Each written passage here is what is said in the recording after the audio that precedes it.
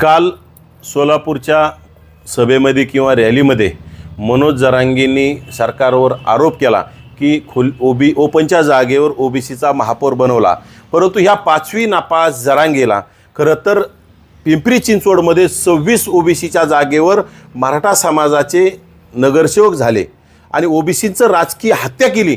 त्यावेळी हा जरांगे कुठं होता? जात काढली आणि जातीत भांडणं लावण्याचं काम केलं। अरे ह्या बिनडोकाला कळलं पाहिजे, गेल्या 2-3 वर्षामध्ये जातीत भांडणं लावण्याचं काम कोणी केलं?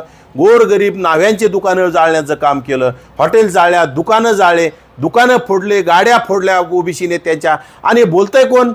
अरे म्हणजे सौ चुहे खाके बिल्ली चेली हाजको असाही परिस्थिती जरांगेची झाली। आणि दुसरी गोष्ट, तिथंच असं बोलत असताना जाती व्यवस्थेला आपण थारा दिला नाही पाहिजे म्हणायचं आणि पुन्हा म्हणायचं कुठंतरी रक्ताने हात माखलेल्या भंगार जातीला, म्हणजे वंजारी समाजाला तिथं सुद्धा टार्गेट करायचं। म्हणजे खरं तर ओबीसींच्या जातीतील ओबीसी नेत्यांची विष्ठा खाल्ल्याशी याला करमतच नाही। तर येणाऱ्या काळात गरीब मराठ्यांचं याला तळतळाट लागन, गरीब मराठ्याच्या तळतळाट आणि याचं वाटोळं झाल्याशिवाय राहणार नाही।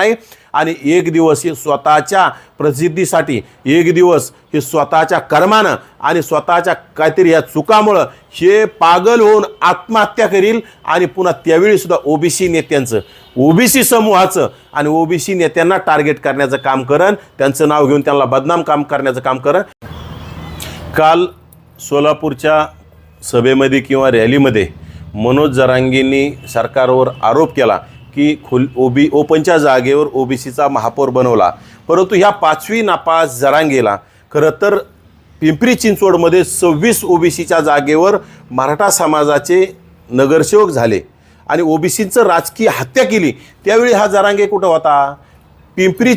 पुणे महानगरपालिकेमध्ये सुद्धा 26 नगरसेवक ओबीसीच्या जागेवर, राखीव जागेवर, तिथं सुद्धा त्यांनीच घुसखोरी केली। मग त्यावेळेस जरांगे कुठं होता?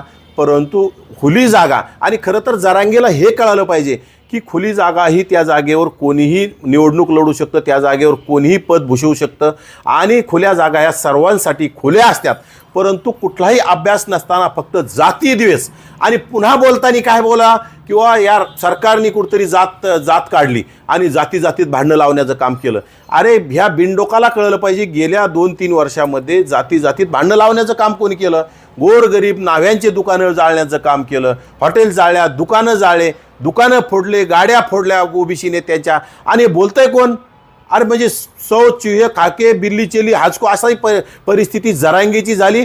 आणि दुसरी गोष्ट, तिथंच असं बोलत असताना जाती व्यवस्थेला आपण थारा दिला नाही पाहिजे म्हणायचं आणि पुन्हा म्हणायचं कुठंतरी रक्ताने हात माखलेल्या भंगार जातीला, म्हणजे वंजारी समाजाला तिथं सुद्धा टार्गेट करायचं। म्हणजे खरं तर ओबीसींच्या जातीतील ओबीसी नेत्यांची विष्ठा खाल्ल्याशी याला करमतच नाही, फक्त उपदेश द्यायचा की बाबा आम्हाला सगळे एक पाहिजेत। आणि तुम्ही ओबीसींच्या ज्या राज्यामध्ये ओबीसींच्या जागेवर घुसखोरी केली त्यावर जरांगेंनी बोललं पाहिजे ना, तिथं उत्तर दिलं पाहिजे, तिथं मग म्हणलं पाहिजे ओबीसी जागा ओबीसीलाच मिळाली पाहिजे। त्यावेळेस ओबीसी म्हणेन गो आम्ही सगळे एकत्र आहोत, परंतु अतिशय ओबीसीवर अन्याय करायचा आणि पुन्हा कुठंतरी ओबीसींना दिशाभूल करण्याचं काम केलं। धनगर समाजामध्ये फूट पाडण्यासाठी सुद्धा यांनी मोठा प्रयत्न केला, परंतु आता ओबीसी समाज दूधखुळा राहिलेला नाही। आणि खरं तर गरीब मराठ्यांना हे कळलं पाहिजे, गरीब मराठा समाजाची यांनी सातत्यानं फसवणूक चालली, कारण की प्रस्थापित मराठ्यांसाठी काम करतोय। प्रस्थापित मराठे जिल्हा परिषदेमध्ये गेले पाहिजे, पंचायत समितीमध्ये गेले पाहिजे, नगरपालिका महानगरपालिकामध्ये गेले पाहिजे, विधानसभेमध्ये गेले पाहिजे,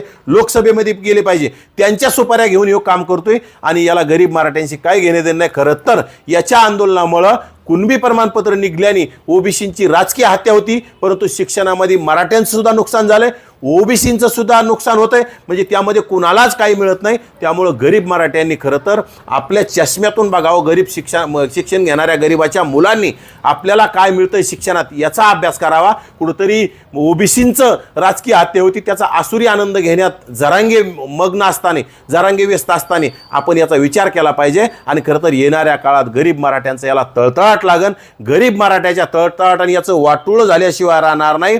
आणि एक दिवस हे स्वतःच्या प्रसिद्धीसाठी, एक दिवस हे स्वतःच्या कर्मानं आणि स्वतःच्या काहीतरी या चुकामुळं हे पागल होऊन आत्महत्या करील आणि पुन्हा त्यावेळी सुद्धा ओबीसी नेत्यांचं, ओबीसी समूहाचं आणि ओबीसी नेत्यांना टार्गेट करण्याचं काम करन, त्यांचं नाव घेऊन त्यांना बदनाम काम करण्याचं काम करन। कारण की हे पिसाळलेलं खरजुलं कुत्रं हे पागल झालेलं आहे, याच्याकडे आपण दुर्लक्ष केलं पाहिजे। खरं तर या पिसाळलेल्या कुत्र्यांनी ते गरीब मराठा समाजाचं लेकरू, गरीब मराठा समाजाचा लेख अमोल खुने, ज्यांनी कोपर्डीमध्ये याच्या इशाऱ्यावर मोठे म्हणजे आंदोलन केलं, काय जे असेल याच्या इशाऱ्यावर कुटाने केले आणि यांनी ते अमोल खुनेला फसवलं. मग आता अमोल खुनेच्या अमोल खुने याच्यावर आरोप करतोय, त्याच्या प्रश्नाचं उत्तर द्यायचं सोडून अमोल खुनेनी पत्रकाराने अमोल खुनेवर प्रश्न विचारला की धनंजय मुंडेचं नाव घेतो. अरे धनंजय मुंडेचा, छगन भुजबळांचा, वडेट्टीवारांचा, पंकजा ताईचा, ओबीसी नेत्याचा काय संबंध आहे? त्या तुझ्या सहकारी अमोल खुने तुला प्रश्न विचारतो, त्याचा उत्तराला बगल देऊ नको ना. त्यांचेच ते खरं तर बारसकर महाराजावर यांनी चुकीचे आरोप केले. स्वच्छ असणारे बारसकर महाराज यांच्यावर चुकीचे गलिच्छ आरोप केले. त्याच्यावर आज बारसकर महाराज बोलतात, त्याला बगल देण्याचं काम करतोय आणि कुठेतरी विषय डायव्हर्ट करण्याचं काम करतोय. परंतु या राज्यातील सर्व जनतेने आता अभ्यासपूर्ण ऐकलं पाहिजे आणि त्याच्यातून खरं तर संशोधात्मक विचाराने आपण बघितलं पाहिजे. याला गरीब मराठ्यांशी काही घेणे देणं नाही. गरीब मराठ्यांचं मी गरिबांच्या लेकरासाठी काम करतोय म्हणायचं, गरीब मराठ्यांच्या लेकरासाठी काम करतोय म्हणायचं, फक्त याच्यासाठी काम करतोय ज्याची 5,000चा मोबाईल वापरायची ऐपत नव्हती, त्याच्या कुटुंबामध्ये सगळ्यांना आयफोन मिळायला लागले, करोडो रुपयाच्या गाड्यामध्ये हे फिरायला लागले, मोठमोठ्या कॉलेजमध्ये यांचे ॲडमिशन व्हायला लागले आणि आता फक्त गरीब मराठा म्हणायचं आणि गरीब मराठा गरीबच ठेवायचा, प्रस्थापित मराठ्यांना प्रस्थापित करायचं, त्यांचं वाटोळं करायचं आणि गरीब मराठ्यांच्या तोंडाला पानं पुसायचे. हे येणाऱ्या काळात गरीब मराठ्यांना ज्यावेळी कळल त्यावेळेस गरीब मराठे याला बुटाडाने हल्ल्याशिवाय स्वस्थ बसणार नाहीत.